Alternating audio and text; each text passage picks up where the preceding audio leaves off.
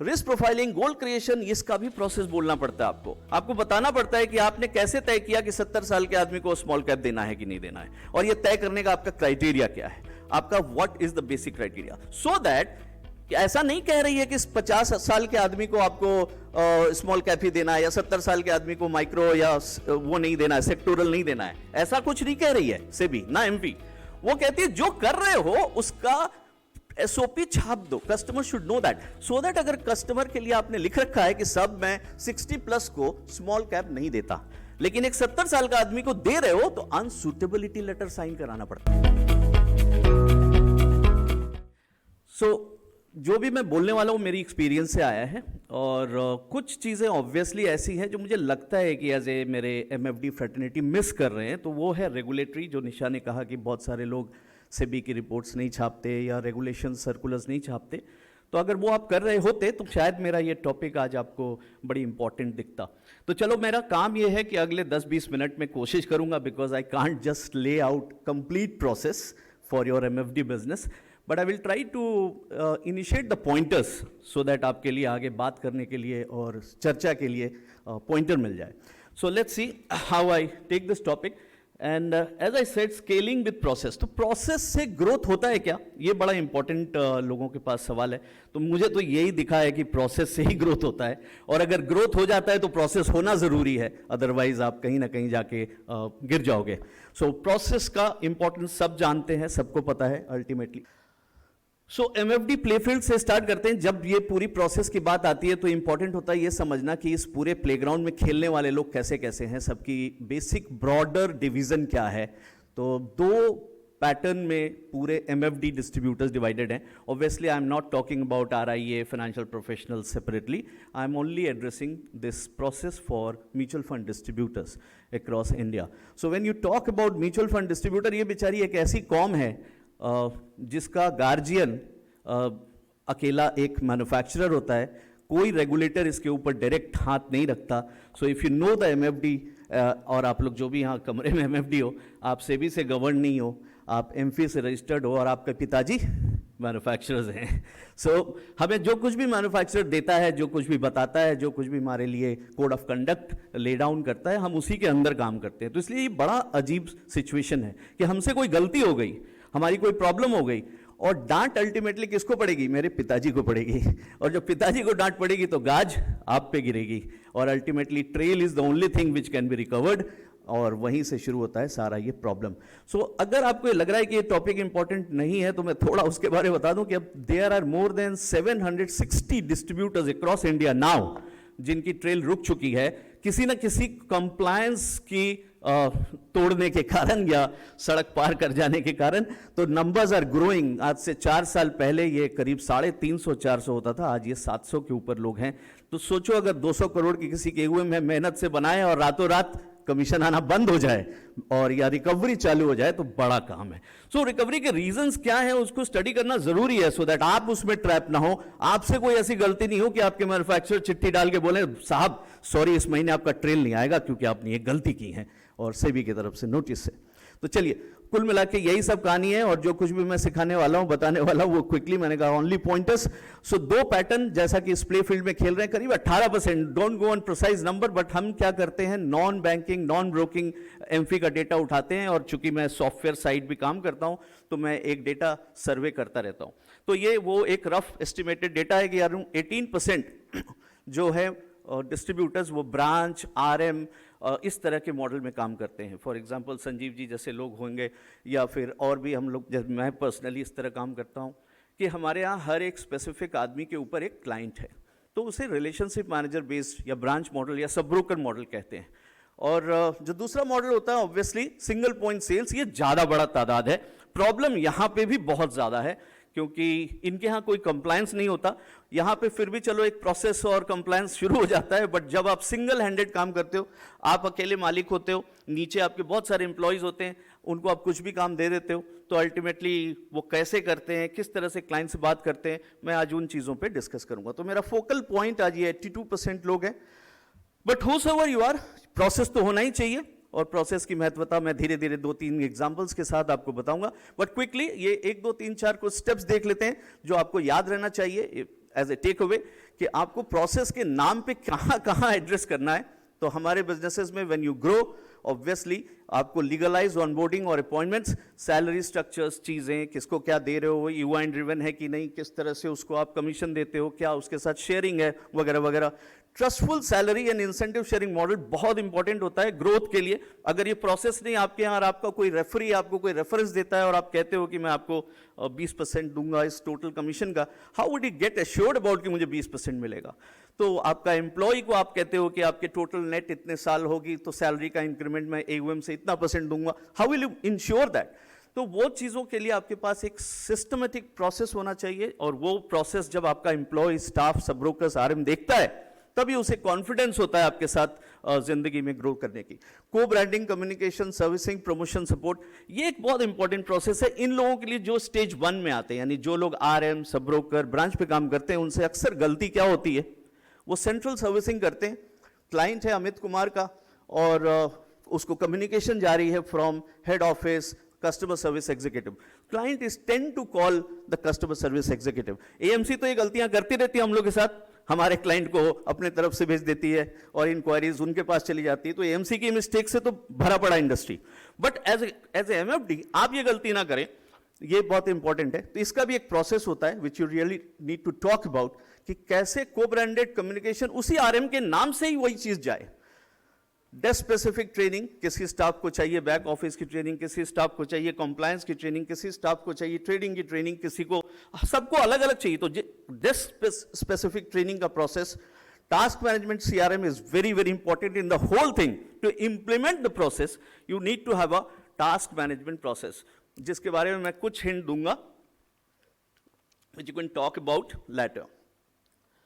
So general process flow अगर हम sum up कर दें तो ये 4 चीजें जिसके बारे में हम सबको चर्चा करनी ही करनी चाहिए, तभी आपका बिजनेस रोबस्ट और स्ट्रॉन्ग पिलर के साथ ग्रो कर सकता है। So first one obviously is the lead generation and nurturing, which is important. So you have to have a process कि कैसे आपका लैंडिंग पेज होगा, किस तरह से आपका इन्वेस्टमेंट काउंसलिंग इनविटेशन या फिर बुकिंग फॉर्म होगा। जैसे डॉक्टर का अपॉइंटमेंट फॉर्म आजकल प्रोक्टो में होता है, इसी तरह बहुत सारे प्रोसेसेस आज के दिन में हम लोगों के लिए ज़रूरी है। पीपल को बुक योर अपॉइंटमेंट। मैं 90% एमएफडी से मिलता हूँ, उनका कोई कैलेंडर नहीं होता और जैसे कि बताइएगा सर, फोन करिएगा। This practice cannot take you to a next scale. You should have a single calendar. किसी क्लाइंट को बोल दिया सर लीजिए बुक कर दीजिएगा, उसमें आपकी वाइफ भी बुक करेंगे, आपके बच्चे भी बुक करेंगे, आपके दोस्त भी बुक करेंगे, जो भी आपकी जिंदगी के समय है उसको कैलेंडर से बुक करो। So learning that process of using your own personal calendar और your RMs calendar is a big thing which you should need to implement. So ये नर्चरिंग प्रोसेस का इंपॉर्टेंट है। Asset allocation and fund selection, बहुत सारे लोग DIY के पीछे भाग रहे हैं आजकल, बट मुझे लगता है वो सबसे बड़ा एनिमी है। सूरदास की तरह लोग खुद अपनी पेड़ काट रहे हैं। तो अगर हम DIY, do it yourself model को अपनाने के पीछे भागेंगे, ग्रो और ईटी मनी को देख के एक्साइट होंगे, तो अल्टीमेटली आप कर क्या रहे हो? DIY ना करे तभी तो आप जिंदा हो। अगर वो DIY कर लेगा तो आप सभी का है क्या? अस्तित्व नहीं है। हमारा एज ए MFD हमारी सर्वाइवल ही तब है जब वो DIY के बजाय DIT करे, डिस्ट्रीब्यूटर इनिशिएटेड ट्रांजैक्शन करे। सो हमें ये देखना है कि DIY मेरी दुनिया नहीं है भाई, वो जिसकी है उसे रहने दो। आप अपने DIT में क्या वैल्यू ऐड कर सकते हो उसका प्रोसेस के बारे में बात करो। सो दैट इज इंपॉर्टेंट। और SOPs बहुत इंपॉर्टेंट है। DIY से DIT तभी कोई आदमी अट्रैक्ट होगा, कोई कस्टमर आपकी तरफ आएगा जब आपका SOP हो। ये भी एक मार्केट में बहुत शॉर्टफॉल है। लोगों के वेबसाइट्स पे, कंपनी में, बुकलेट में कहीं SOP है ही नहीं। SOP means standard operating procedure. तो आपका क्या स्टैंडर्ड ऑपरेटिंग प्रोसेस है, आने वाले क्लाइंट को पढ़ना चाहिए। आज हम लोग सब टेबल पे बैठे हैं, नेटवर्क FP की एक बुकलेट पढ़ी है, तो ऐसा बुकलेट तो आपके हर क्लाइंट के पास अपने मॉडल में आपके SOP का बना हुआ होना चाहिए whenever you go, whenever you meet and see. So these are the things which I see lacking in the industry when we actually grow and scale. Seamless onboarding is obviously important thing. यहाँ बहुत challenges लोगों को आते हैं, लोग कहते हैं यार मैं ग्रो की तरह क्यों नहीं एक बटन में लोगों को ऑनलाइन कर देता हूँ, Abhilesh you are in technology, why can't you do that. मैंने कहा भाई तुम MFD हो, RIA वाली दुनिया छोड़ दो। RIA को एक्सेस है, परमिशंस हैं बहुत सारे UDI के सर्वर पे, या फिर KRA के डायरेक्ट इंटरमीडिएट बनने का उसको परमिशन है। हम MFD हैं भाई, हमें जो मिलेगा मेरे पिताजी से मिलेगा। सो आइदर आप टाटा का ऑनलाइन केवाईसी मॉडल यूज करोगे, एसबीआई का, आईसीआईसीआई का, XYZ का, you can't have your own because you are not an entity at all. तो उसके बदले में क्या मिल रहा है? कमीशन मिल रहा है, उससे खुश रहो, और जो नहीं मिल रहा है उसका सोल्यूशन ढूंढो। So the process you have to really work out whatever is available in a best provided manner. And welcome and portfolio review बहुत इंपॉर्टेंट है। चलिए, सो DIY मिथ ये है, मैं जरूर दिखाना चाह रहा था कि ये बहुत सारे डिस्ट्रीब्यूटर कर रहे हैं, आप में से कोई यहां बैठा है तो ये गलती ना करे। DIY के तरफ भागना, अपने पोर्टल को ऐसा बनाना कि क्लाइंट आए, खुद खरीदे और चला जाए, एक्चुअली आपका डेथ है। वो आके खरीद ही लेगा तो आपके पास क्यों खरीद लेगा? वो तो पहले भी कर सकता था और मल्टीपल दुनिया थी। सो आपकी value is actually human, actually emotion handling, और भी XYZ है, उसके प्रोसेसेस पे हम बात करेंगे। सो की चैलेंजेस जो आते हैं जब लोग मेरे पास मिलते हैं, या मैं अपने सिस्टम को देखूं, तो जो मेरे साथ आया, पहला ट्रिगर पॉइंट, हमें यही नहीं पता होता कहां से प्रोसेस शुरू हो गया और कहां खत्म। तो जब स्टार्ट पॉइंट और एंड पॉइंट आपको नहीं पता तो आप क्या प्रोसेस बनाओगे? तो starting point is very important and there are lot many things you should learn about. तो वो सिनारियोज हम देखते हैं कि कहां कहां ट्रिगर पॉइंट होते हैं ऑफिस में। फॉर एग्जांपल, एक लीड है, उसने कहा हाय आई एम इंटरेस्टेड, तो that is a trigger point, और वो ट्रिगर पॉइंट एंड होगा कन्वर्जन पे। तो that tracking of that process is important. एक कस्टमर है, उसने कहा मुझे एडिशनल परचेज लगाना है, that is a trigger point. एक कस्टमर है, उसका रिव्यू ड्यू हो गया आज, that is a trigger point. So trigger point किस जगह पे और कब खड़ा होगा, जब तक आप मल्टीपल ट्रिगर पॉइंट्स नहीं बनाएंगे तब तक आपका प्रोसेस चैनल नहीं बन पाएगा। So this is the first challenge which people struggle with. Second is tracking the pipeline. So pipeline is a lead converting to a client doing additional purchases, a client having say example first year anniversary review वगैरह वगैरह। तो ये सब pipelines हैं। तो trigger point identify करना और pipeline बनाना दोनों important. And finally managing the task, कि किसका टास्क था। अगर लीड से क्लाइंट बनने की जर्नी में 4 डेस्क से चीजें गुजरेंगी, एक होगा जिसे ऑनबोर्डिंग देखना है, एक होगा जिसे ऑनबोर्डिंग के साथ risk profiling and goal planning देखना है, एक होगा जिसे एसेट एलोकेशन भेजना है, और एक होगा जिसे एग्जीक्यूशन करना है। अगर ये सब सिंगल पर्सन है तो कोई बात नहीं, अलग अलग है तो हर डेस्क की आपकी task management and task completion tick होनी चाहिए। So this is where people think about कि मैं कैसे करूं। I will give some hint and we will talk later about it. So key challenge 2 is कि कंप्लायंट मैनर में हो, यानी चीजें जो हो वो सही हो, मेरी तरफ से गलती ना हो जाए। सो वो 2 बातें इंपॉर्टेंट चैलेंज है। सो क्विकली मैं पाइपलाइन का स्नैपशॉट दूं तो कुछ ऐसे पाइपलाइंस हो सकते हैं, सैंपल पाइपलाइंस, जो आपको अपने आप बनाने होंगे, समझना होगा। तो लीड टू कस्टमर का पूरा पाइपलाइन आपके बुकलेट में होना चाहिए, आपके कंपनी के SOP में लिखा होना चाहिए। न्यू कस्टमर सेल्स पाइपलाइन, नया आएगा तो कैसे करूंगा, एग्जिस्टिंग कस्टमर का सेल्स कैसे करूंगा, एग्जिस्टिंग कस्टमर का रिव्यू कैसे करूंगा, रिव्यू के क्या प्रोसेसेस हैं, क्या बोलना है उनको, हेलो सर आपकी SIP अच्छी चल रही है, बुरी चल रही है, सर आपका गोल इतना मिसमैच चल रहा है, वगैरह वगैरह। So what you talk during the review, ये सब पाइपलाइंस कहलाता है दोस्तों। And then the pipeline looks like this, and these are the tools which you need to use, Zendesk, Salesforce, Zoho, XYZ, whatever you use you need to have। आप Excel में ही नहीं कर पाओगे obviously। So if you want to grow you have to invest in that CRM। if you are already grown up you should buy that CRM। so ये सब चीजें इस तरह से पाइपलाइन चलेगी, आपके यहाँ हर पाइपलाइन क्लीन होता जाएगा। As a supervisor or a business head, you will get to know, for example, today in my company, I know how many cases are there in section 3। सो मुझे पूरा चार्ट सुबह सुबह खुल के मिल जाता है मेरे डैशबोर्ड पे कि आज 3 नंबर पे 27 केस हैं, 4 नंबर पे इतने केसेस हैं, इतने 1 नंबर पे 800 केसेस हैं। So all then I can talk about the different RMs and accordingly मैं मीटिंग्स कर सकता हूँ। So that's the way we do it. Sample pipeline new client की इसी तरह, कहाँ पे क्या अटका है, अगर पता लगा ऑनबोर्डिंग 1 पे हो गया है 80 केसेस और 2 पे है 70 केसेस, मीन 10 लोगों को एसेट एलोकेशन नहीं गई है, obviously we will talk about it and I will see that who is the responsible RM जिसने अभी तक नहीं भेजा है। Wishes should be automated. Wish में लोग बर्थडे विश भेज के खुश हो जाते हैं, but there are lot of different good wishes like new milestone. जैसे कि बाल सचिन ने बोला कि उसके लिए 1 करोड़ इंपॉर्टेंट है कि मेरे पास 100 फैमिली की 1 करोड़ हो जाए। तो जब वो माइलस्टोन अचीव करेंगे तो that celebration should be very big. So बाल Sachin could have created a process कि 1 करोड़ होते उसके घर में एकदम फूलों और बुके का बाहर रख जाए। So that is called milestones. So आप सेट करोगे क्या माइलस्टोन होगा, आप सेट करोगे कि क्या 1 साल होने पे पोर्टफोलियो एनिवर्सरी पे उसको कुछ विश आ जाएगा, या फिर साल भर हम लोग के यहाँ क्विजेज वजेज चलते रहते हैं, जब साल में खत्म होता है तो क्लाइंट को एक सर्टिफिकेट दे देते हैं, you are the most qualified winner, आपके फाइनेंशियल सेविनेस के लिए आपको ये सर्टिफिकेट मिल रहा है वगैरह वगैरह। सो चलिए, तो नाउ माय लास्ट सेक्शन कि after this that these are the name, if you want to note down you can note down, but Google में अवेलेबल है freely. So Bitrix 24, Asana, Zoho, Zendesk, Bigin, आपकी जो budget और pocket allow करती है, जो आपको समझ आता है, आप इसमें से कुछ भी अप्लाई कर सकते हो अपनी लाइफ में। सो this is the last and the most core thing, process के दौरान कंप्लायंस में गलती ना हो जाए। एमफी ने ड्यू डिलिजेंस क्वेश्चनर बना के आप लोगों को दिया, जिसमें section 1 to section 6 6 section available है। वो चाहती है कि आप इसका जवाब दो, और जवाब देते देते समझ जाओ कि मेरे को बिजनेस का प्रोसेस बनाना क्या है। किसी से पढ़ने की जरूरत ही नहीं पड़ेगी अगर आप एमफी के उस 6 सेक्शन को, जिसे एमफी को दिया किसने, सेबी ने 2011 में। सेबी ने 2011 अपने रेगुलेशन के तहत एमफी को कहा कि भाई ये म्यूचुअल फंड डिस्ट्रीब्यूटर जिस तरह बढ़ रहे हैं और इतने लोगों का पैसा मैनेज कर रहे हैं, are they doing the right thing at the right place. मुझे नहीं पता, क्योंकि मेरे अंदर तो है नहीं, मुझे रिपोर्ट करते नहीं है, तुमको रिपोर्ट करते हैं, तो प्लीज मुझे इसके बारे में भरवा के दो लोगों से। एमफी ने सिस्टम चला दी जिसे कहते हैं डिक्लेरेशन। आपके यहाँ एएमसी के लड़के आते हैं, कहते हैं सर आपका डिक्लेरेशन कर दिए, कमीशन रुक जाएगा।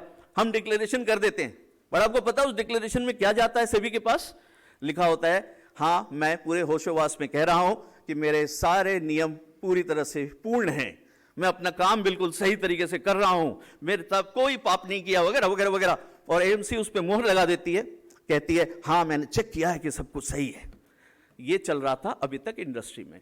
फिर सेबी ने कहा कि नहीं, ये डिक्लेरेशन से नहीं चलेगा, मेरे को कम से कम कुछ लोगों के यहाँ ऑडिट कराओ यार, जो ये कह रहे हैं सच है कि नहीं। तो 100 करोड़ के ऊपर वालों के यहाँ ऑडिट शुरू हो गई, और ये रेगुलेशन बन गया यूनिफाइड डीडीक्यू। तो ये शुरू हुआ, जिसमें ये 4 में से किसी में आप क्वालिफाई करते हो तो ऑडिटर आएगा, आपके यहाँ आके देखेगा और इन चीज़ों के बारे में इवेल्युएट करेगा कि आपने जो डिक्लेरेशन किया है वो सही है कि नहीं। Now what is the declaration all about? As I said, 6 section है, 6 प्रोसेसेस अबाउट योर बिजनेस है। आपको उसकी एसओपी बनानी होती है, स्टैंडर्ड ऑपरेटिंग प्रोसेस, उस 6 सेक्शन की एनेक्सर लगा के आपको एमफी को भेजना होता है, या फिर वो चार्टर्ड अकाउंटेंट को सबमिट करना पड़ता है। Once you do that, then they say yes okay, और अदरवाइज कोई गलती होती है तो हमारे मैन्युफैक्चरर भाई को चिट्ठी जाती है, और मैन्युफैक्चरर कोई भी एक आपके पीछे लगा दिया जाता है। वो मैन्युफैक्चरर आके आपके यहां ठीक कराता है वो चीज कि सर आपका सेक्शन 2.2b में ऑब्जेक्शन आया है, मैं उसे ठीक करना चाहता हूं।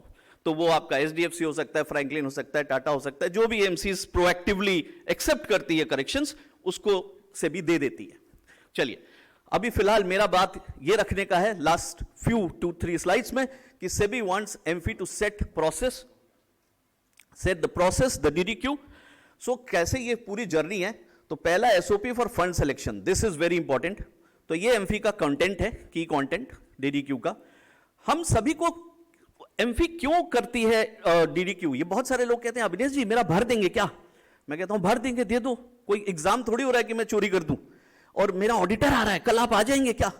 तो आई डू दैट, बट मैं उसे कहता हूं भाई ये तेरे एग्जाम नहीं हो रहा है, तेरे प्रोसेस के लिए हो रहा है कि रीचेक कर ले। एमफी ये चाहती है कि तुम लोग का 50-50 करोड़ का जब सालाना कमीशन आ रहा होगा तो बेचारा वो बंद ना हो जाए, मरी जाओगे तुम तो मैं तुम्हें सिर्फ एक हाइलाइटर दे रहा हूं कि भाई ऐसी कोई गलती मत कर।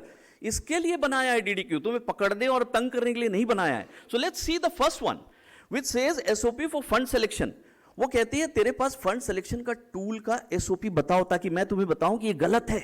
एग्जाम्पल, बहुत सारे मेरे एफडी भाई क्या करते हैं, बहुत अच्छा वेबसाइट बनवाते हैं और अपने डेवलपर को कहते हैं मेरे में ना से एचडीएफसी हटा दो, मेरे में पीजीएमआई बढ़ा दो, मेरे में इक्विटी हटा दो, डेट हटा दो, ऐसे करके टेबल बना देते हैं। और ऊपर हेडिंग क्या लिखा होता है? Top funds, top performing funds. उनका वेबसाइट चमक रहा है, उसको भेज रहे हैं। भाई जिस दिन पकड़े जाओगे, सेबी कुछ नहीं करेगी, एमफी कुछ नहीं करेगा। कोई एक क्लाइंट जिंदा हो गया जिसने कहा सर इसने तो मुझे बताया ही नहीं था, इसके टेबल चार्ट में रोज देखता था, उसमें क्वांट का तो मेंशन ही नहीं था, इसने मुझे 22% सीएजीआर वाला स्मॉल कैप दिखा दिया, वहां 40 वाला था, अगर मैं देखा होता तो शायद वो लेता, वगैरह वगैरह। You don't know what can bounce to you, but if that bounce, customer is always right, पूरी की पूरी आपकी नस तोड़ दी जाएगी, समझ रहे? तो वहां पे प्रोसेस है, प्रोसेस आपको छाप देना है। फॉर एग्जाम्पल, मेरे वेबसाइट पे जाएंगे, नीचे ड्यू डिलिजेंस करेंगे तो मेरे यहां लिखा रहेगा क्लियरली कि मैं ऑल फंड्स दिखाता हूं, मैं बायस नहीं हूं। जिसके लिए मैं रजिस्टर्ड हूं सिर्फ वो फंड दिखाता हूं, जो नॉन रजिस्टर्ड हूं उसे नहीं दिखाता। तो लोगों को पता है कि अच्छा ये चीज इन्फिनिटी में नहीं मिलेगी जिसके ये नहीं रजिस्टर्ड है। फिर मुझे इस बात को साबित करने के नीचे लोगो देना पड़ेगा कि ये सब एएमसीज हैं जिनको मैं बेचता हूं, तो मेरी लिस्ट पूरी कहलाएगी। इसको कहते हैं risk profile, sorry, fund selection. तो this is a real story, name change और जगह चेंज हो सकता है।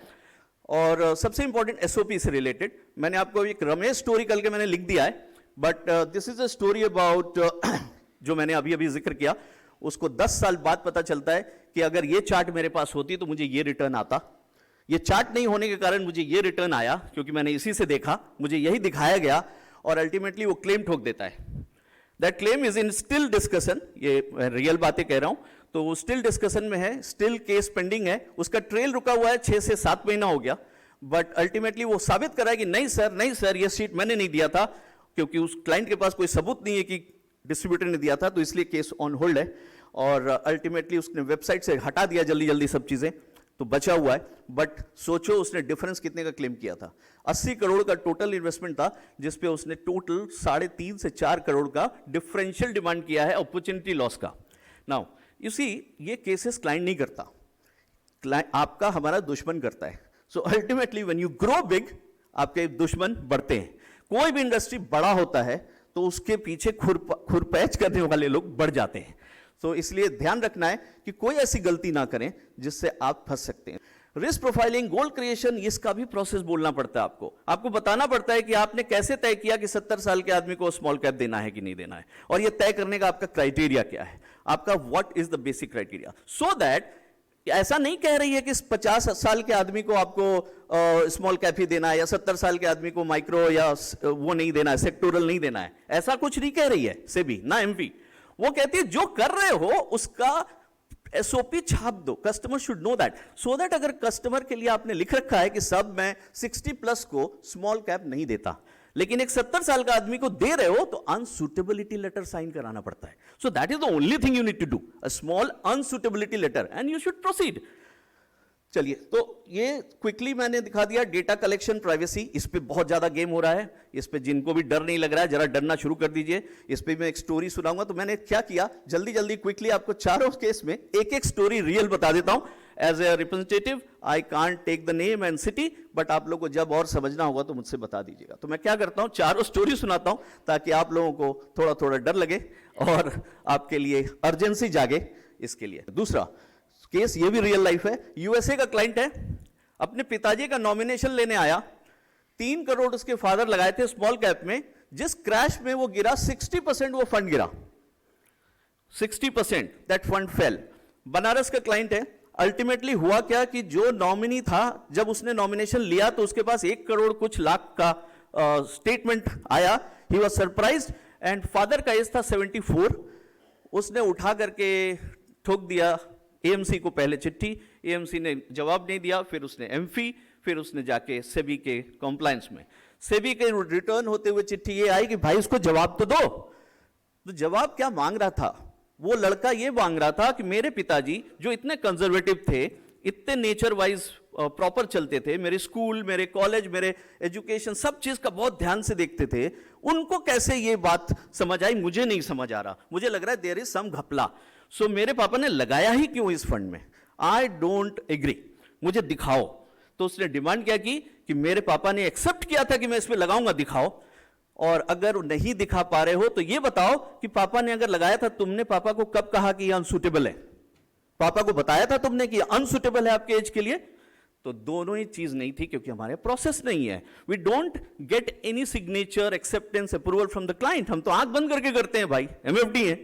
तो फंस गया बेचारा, और ये स्टिल अभी पेमेंट कौन देगा, एमसी देगी कि वो देगा? ऑब्वियसली हम लोगों के केस में एमसी को भरना पड़ता है ज्यादा टाइम, और एमसी हमसे रिकवर करती है। सो ये केस भी फाइनल स्टेज पे है। डेटा कलेक्शन एंड यूजेस का केस देखिए। डेटा कलेक्शन में रिलायंस म्यूचुअल फंड, या निपॉन के भी कुछ लोग बैठे होंगे, निपॉन से कोई है? हाँ, सत्येंद्र। तो रिलायंस का रियल केस है। जब रिलायंस हुआ करता था, बनारस में एक आदमी ने डीडी बना लिया, क्लाइंट के नाम का बैंक डिटेल चेंज कर लिया, क्योंकि उसके पास वो था, बैंक प्रूफ थे क्लाइंट के, और क्लाइंट का address proof, ID proof, pan था। जो भी लड़के थे, वो किसी भी एजेंसी के थे, I am not taking names, उन लोगों ने कुछ बड़े बड़े क्लाइंट्स के चेंज कर लिए, बैंक अकाउंट खोल के बैंक डिटेल, और उसमें रिडेम्पशन डाल दिया और रिडेम्पशन खा गए। अल्टीमेटली वो पकड़ी गई, केसेस सॉल्व हुए, बट बाद में केस गाज किस पे गिरी, जो अभी भी इंक्वायरी चल रही है, सेबी कहती है गलती डिस्ट्रीब्यूटर की थी। उसने कैसे अपना डिटेल रखा था, कैसे अपना डॉक्यूमेंट रखा था कि वो चोरी हो गई, और उसे किसने कहा था कि पैन कार्ड और आधार कार्ड रखो। तो बहुत सारे आप लोग कमरे में लोग हो गए, अपने क्लाइंट का आधार और पैन और ये रखते हो, बड़े खुशी खुशी रखते हो, भाई वो बॉम्ब है, एटम बॉम्ब है। सो अल्टीमेटली आपको ये देख के चलना होता है कि जो भी आप डॉक्यूमेंट रखते हो, हमारे यहां कोई भी आप आएंगे डॉक्यूमेंट लेके तो एक स्टैंप लग जाता है, not to be used next time, not to be used next time, only for the purpose. तो दोबारा यूज नहीं हो सकती, उसके ऊपर फिर हम क्रॉस कर देते हैं। सो अल्टीमेटली या तो हम लौटा तो सकते नहीं क्लाइंट के घर की, ले भाई तुमने जो दिया था ले ले। हम क्लाइंट को ये तसल्ली देते हैं कि आपका डॉक्यूमेंट नाउ इज वॉइड, जब जरूरत होगी फिर ले लेंगे। आप करोगे क्या किसी का पैन और आधार लेके? जब केवाईसी हो गई, क्लाइंट खुल गया, करोगे क्या? तो लोग कहते हैं अरे भाई अगला इंश्योरेंस करूंगा तो यूज कर लूंगा, पीएमएस करूंगा तो यूज कर लूंगा। काहे को यूज कर लोगे? बिना बोले यूज कर लोगे, डेटा उसका, प्राइवेसी उसकी। तो मेरा कितना टाइम हो गया? 15 मिनट्स। अच्छा चलिए, एनीवे, तो फीडबैक एंड रिव्यू में लास्ट वाला बस बता दूं, ये 250 करोड़ का बहुत खतरनाक केस है, रीसेंट है, ये हम सबको आंख खोलने के लिए। इसमें क्या हुआ, 10 साल बाद क्लाइंट ने कहा, 10 साल बाद क्लाइंट ने कहा कि सर सेबी को कि मुझे नहीं बताया इस आदमी ने कि कितना कमीशन कमाता था, मुझे जब पता चला कि डायरेक्ट नाम की भी कोई रूट है, मेरा तो 10 साल का नुकसान हो गया भाई साहब, और मैं तो इसके साथ इतने पैसे लगा दिया, मैं तो कैलकुलेट कर रहा हूं the difference comes more than 2.5 crore. क्या ये 2.5 करोड़ के वर्थ मुझे बिजनेस दिया है? Let's ask him. मीडियम यही गई, घूमते गया, डिस्ट्रीब्यूटर ने कहा, सेबी ने उससे एक ही क्वेश्चन पूछा, तेरे यहां डिस्क्लोजर नॉर्म्स क्या है? क्या तुम क्लाइंट को ऑनबोर्ड होते समय कुछ बताते हो कि तेरी क्या एक्सपेंस रेशियोज हैं? क्या यहां कोई ट्रांसपेरेंसी है? और तुम हर साल क्या उससे साइन लेते हो every year during the review? Obviously process नहीं था तो कोई चीज नहीं थी, बट अगर कहीं उसके यहाँ फीडबैक प्रोसेस होता या रिव्यू प्रोसेस होता और वो 3 महीने या 6 महीने का होता और वो क्लाइंट से सिग्नेचर ले लिया होता, I am happy as a feedback, all old thing gone, case तो फिर भी बनती, लेकिन वो केस बेकार हो जाती क्योंकि क्लाइंट ने खुद हाथ से लिख के दिया, I am satisfied and happy. So feedback at every stage, taking a smiley that I am happy is very very necessary to get yourself protected, ताकि पुराने पाप मिटते रहें अगर है कोई तो।